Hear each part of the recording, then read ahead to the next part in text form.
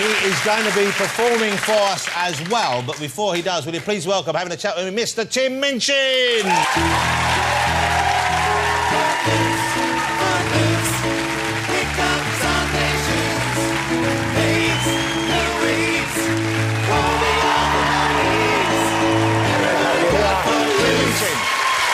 remarkable Tim Minchin. You love the push. Who doesn't love the push? Tim, stop flirting now. Come on. You know you'll only lead them up the path and then they'll let them down. They're going to be so unemployed. Underemployed, they'll be working again soon. Yeah. Hey, it's great to have you here again. Hi. How lovely to have Tim Minchin back on the show. You're an Australian gentleman.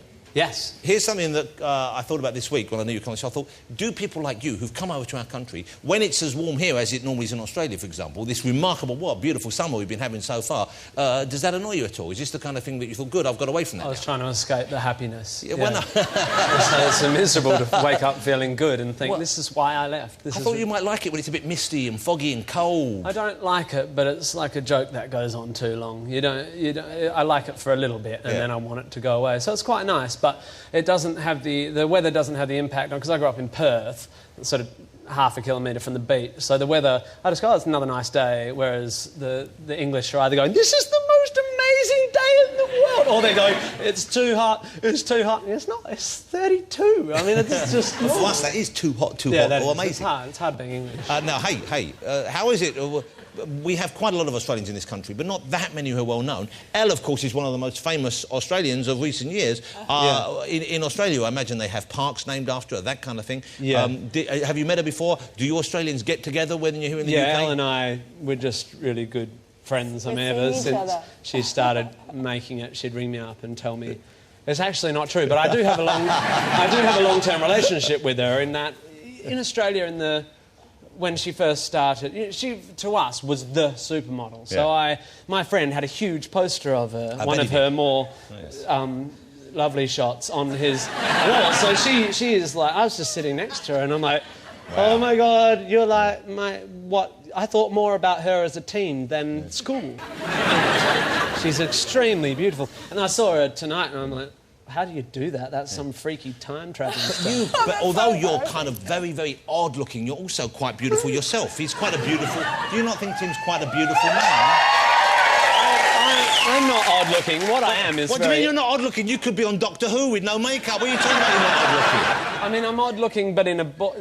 I do all this because I'm plain-looking, and so I make myself prettier by putting makeup on. Same reason you wear makeup, but you do it so they can't tell.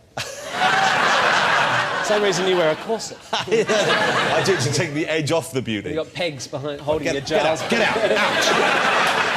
I knew it was a mistake showing that Play-Doh figure. That was really unfair. I think Play-Doh have got it in for me. They've got it in for me, yeah. Ever since I found out how to make my own with just flour.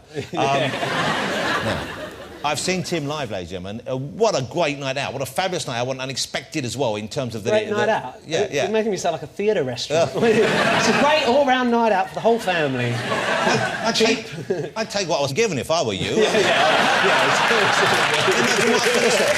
what I could have said. Yeah. A great night out. It's a great night out for the family. No, I had a terrific night, but it was unexpected in the breadth of subjects. You cover a lot of bases, don't you? Yeah, well, I don't have enough material to only do one thing. I just have to take anything I think of and stick it on the show. But it's, normally you could say this comedian's this kind of comedian. They're a joker, but you're not. It's very hard to pigeonhole you. I think I described it as quite nerdy. I think it's nerdy, but there's no doubt I came into this wanting it shamelessly. I wasn't here nor a fan of comedy particularly. I wasn't a not fan. It just didn't exist in Perth particularly in the 90s when the whole alternative thing and you had to be really cool. So were there comedy clubs? When you were growing up, were there comedy clubs in Perth? There might have been one, I think, but I never went to it. And I didn't realise you weren't meant to be razzle-dazzle, that it wasn't cool to be razzle-dazzle. So when I came into the industry here in 2005, I was just like, makeup and lights, and 1 minute I'm playing the piano, and then I'm going to do this, and then I'm going to... And I just wanted it to be a big show. Unpredictable and a big show. You wanted it to be a great night out. I wanted it to be a great night out. So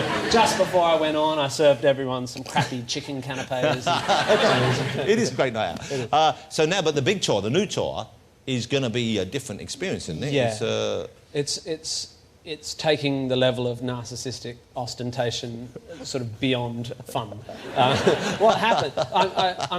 I'm performing in big spaces with a 55-piece symphony orchestra. Wow. Well, that's going to be... so it's going to be your songs, but backing you. I'm having orchestrated some of my old tunes, and then I'm going to try and write... I still haven't done it yet. It's on sale now. I'm writing some new stuff for the orchestra. I really want to...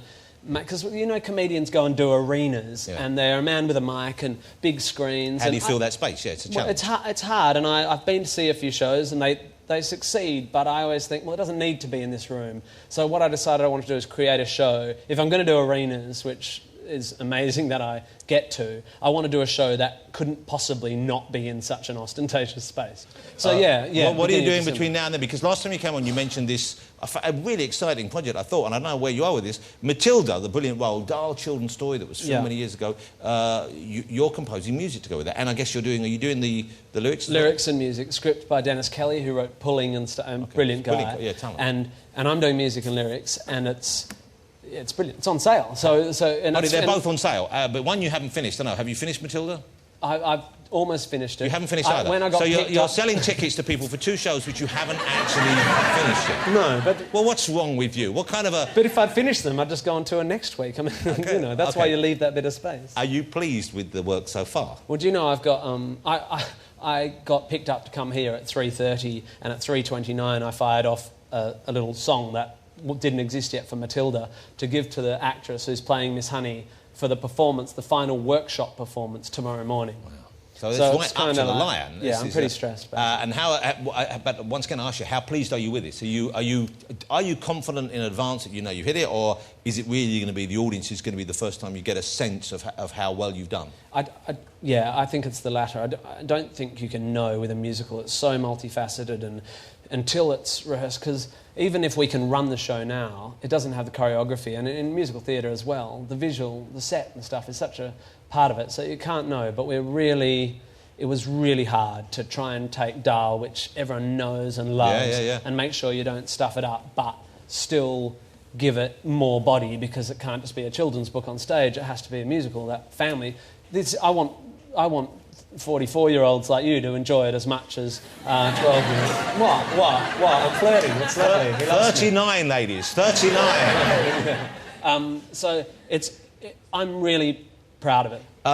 So music was always a big part of your life. The comedy's kind of grown out of the desire to perform. What do you do? What's Tim Minchin like when he's not on duty? When I see people who are quite as flamboyant as you on stage, I often wonder, do they ever put on shorts and go for a little run, for example? Do you touch your toes at home? What kind of exercise do you do to keep yourself in good shape? Are you a sporty person? I run quite a lot. I know I don't exactly look like I do lots of miles. No, but you don't look unfit. I drink wine, and to offset that, it's a beautiful balance. Every day I have 4 coffees, 5 or 6 wines, and a jog. You know, and then breakfast, and then you settle down for the day. What sort of do you get drunk? Are you a person who likes to lose control in that respect? No, I don't. Alcohol for me is medicine, so I get to the end of my day and have a drink. Alcohol is medicine. Yeah, it is. I know what a glass of wine does. I know what 2 glasses of wine does. I know what 17. But I don't binge drink. I drink because it relaxes me and it makes me happy, and I usually stop at 4 drinks or something, or if evening at home I usually have 1 or 2, but I very rarely have none. So are you this controlled in all aspects of your life? I'm pretty boring, yeah. And when I'm writing, I write 9 to 5 and have a nap in the afternoon. I'm really boring. But if people looked at you, they would think, you look like quite a wild person. And this is obviously just something you do put on for stage. When people look at you, they think you're normal, but I've seen you out the back. This is good. Do they really? Yeah. Do they really think I'm normal? Yeah. I don't know. Now, Tim is going to perform live for us right now, and I'm excited because he came on the show last time, and he was good enough to write a whole song for us, a whole new song for us. It was brilliant. A lot of people love it. It was about you joining the fellas and maybe embarking on a whole new career. He's written a new song for us. He didn't want me to know what this was about, so I'm fearing the worst. I want it to be a surprise. It's kind of for you. It's a request. It's a song for... It's a request. It's a song for you. It sounds very sweet. It's sort of a song for you. It's a song about you-ish. OK, well, it's a song about me-ish, ladies and gentlemen, And Tim is going to perform it now. Ladies and gentlemen, though, the fabulous Mr. Tim Minchin.